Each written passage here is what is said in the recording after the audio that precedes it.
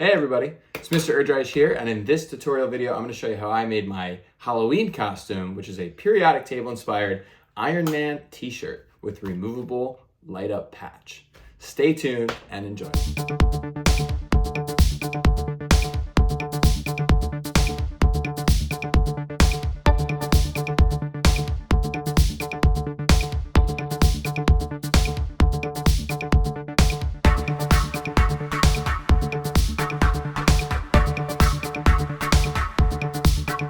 Now, as always, you can find out more details and specific instructions about this build on my Instructables page at Mr. Erdreich. So I started off by creating the actual light up patch using Adobe Illustrator by first designing what the element would look like based on the actual periodic table element, and then copying and pasting that into making multiple layers. So there'd be a top layer that was made with white felt, and then a series of lower layers to kind of raise the felt and overlap the LEDs. Using my universal laser engraver, I was able to cut out these layers. So I used this craft foam to make the sub layers, which would block the light where I didn't want it to be, as well as be a base. And then I used white felt to create the top layer, which would kind of diffuse the LEDs.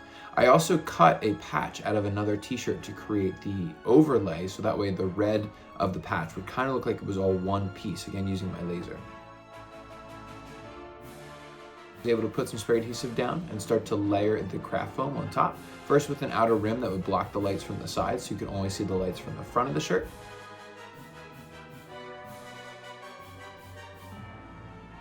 I then went ahead and I laid down the LEDs. So I used the adhesive backing in combination with some spray adhesive.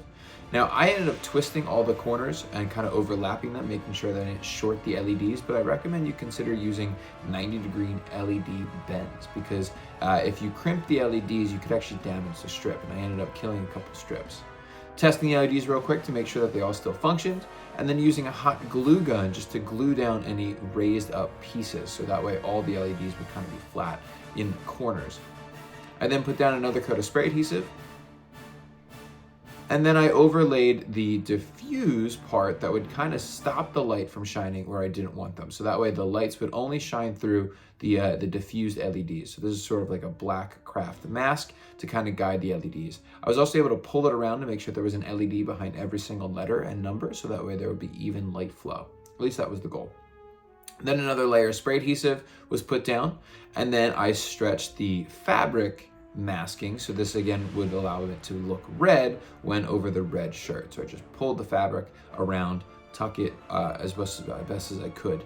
And then using hot glue, I secured the white top layer, which would actually diffuse the LEDs made out of the white felt. So I just put hot glue, making sure I didn't cover any LEDs, but instead gluing around them, and then just laying the white felt in all the different cutouts all the way around the front chest piece. Next, I dived into Onshape to create a box that would house the battery, as well as the controller and the remote. I love using Onshape. It's a web-based CAD program that's super capable, and it's really easy to not only design things for 3D printing, but laser cutting, CNC milling, a lot of different procedures and manufacturing techniques. So I wanted the remote to be visible, so that way I could actually modify and change the light controller.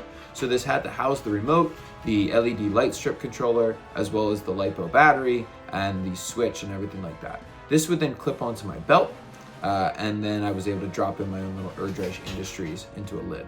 Using my Lulzbot Taz Pro 3D printer with an SE head, I was able to 3D print this using PLA filament twice, and then carefully using pliers, I was able to remove my support material.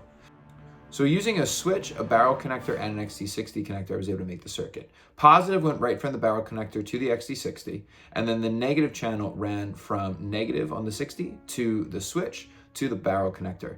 And wiring to the actual XT60 plugs, they're a really heavy gauge. You have to make sure you apply a lot of heat before trying to spread the solder, and then everything was sealed up with some heat shrink. To put the box together, I slid the remote into the holder on version 2, which fit perfectly. Then I hot glue the LED controller in, making sure that the remote's IR sat in front of the remote control, so that way the remote control would be pointed directly at the controller. There's a slot for the LED connector to slot through, and then I installed the switch and made sure that the battery would fit without crimping any wires. Next, I laid the patch down on the shirt and used a pencil to map it out. So I first got it all centered and then just drew an outer perimeter so I knew where the patch would be. I then drew an area to cut out for the wire to pass through the shirt. just again using a pencil to map it out. Then I went ahead and I cut out this little triangular patch using an X-Acto knife and a pair of scissors. In order to stop the patch from ripping, I then used my sewing machine to create a hem all the way around this triangular little slot for the wire to pass through, so that way it wouldn't rip or peel in the wash. Then using iron-on Velcro, I laid them out using the map that I created with pencil. So I put Velcro in each corner and one in the center.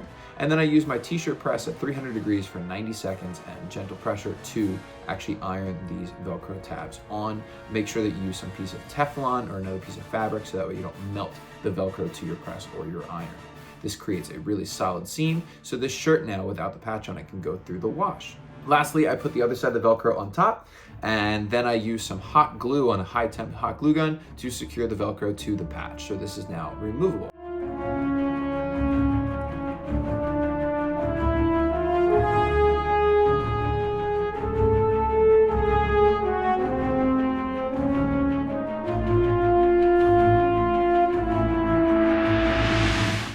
All in all, this was a really fun build. I haven't done a big extensive project like this for a while, and I definitely learned a little bit as I was making a few mistakes, as you always do. So again, please make sure you check out my Instructables, which is posted the Halloween contest for 2022. And as always, make sure you subscribe for more videos and check out my @Mr.Erdreich on social media for #Project a Day posts and future builds. Thanks for watching. I hope you enjoyed.